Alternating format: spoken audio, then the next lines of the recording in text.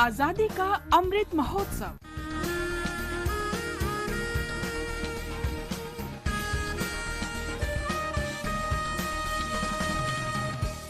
Azadi Ka Safar with AIR News, Birth of a Nation.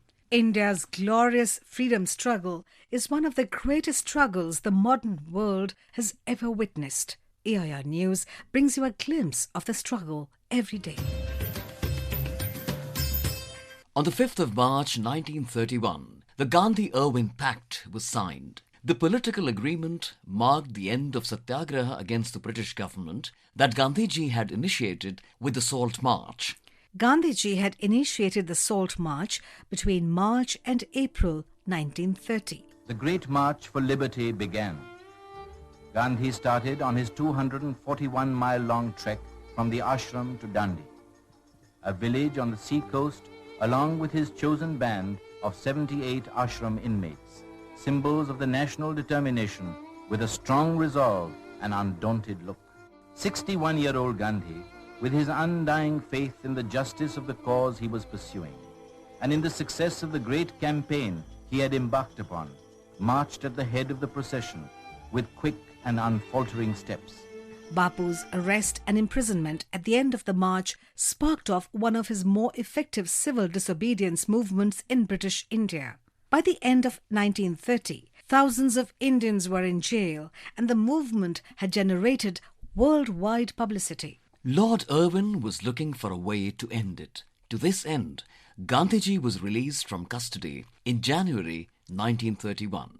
Gandhiji was authorized by the then President of the Congress, Sardar Vallabhbhai Patel, to negotiate with Lord Irwin.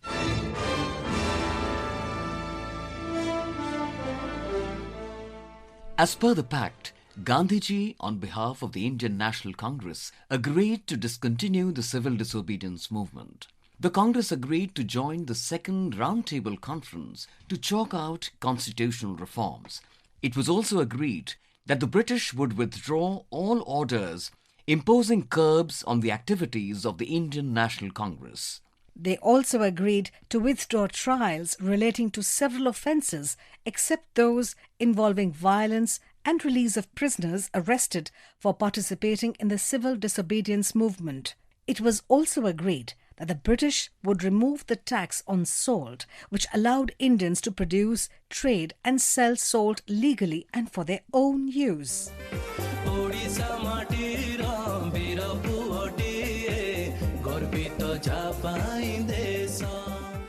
We also remember freedom fighter and statesman Bijayananda Patnaik, popularly known as Biju Patnaik, who was born on the 5th of March 1916. Considered the architect of modern Odisha, Biju is lovingly referred to as the hero of Kalinga and the Karavela of Kalinga.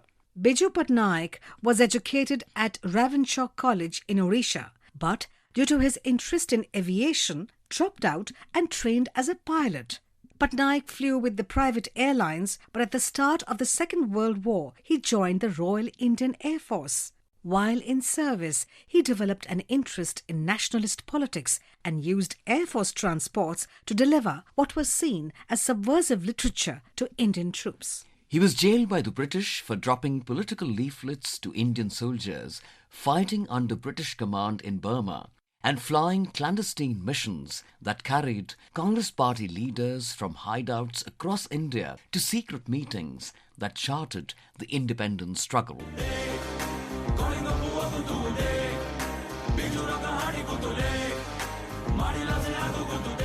Biju joined the Quit India movement and was sent to prison for 2 years in 1943.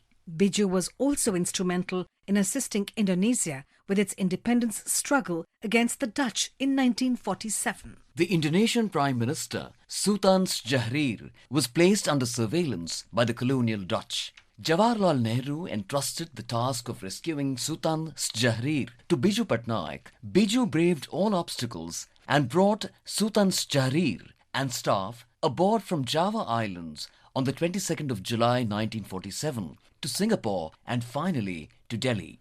An indebted Indonesia conferred the highest civilian award, Bhumiputra, to Biju.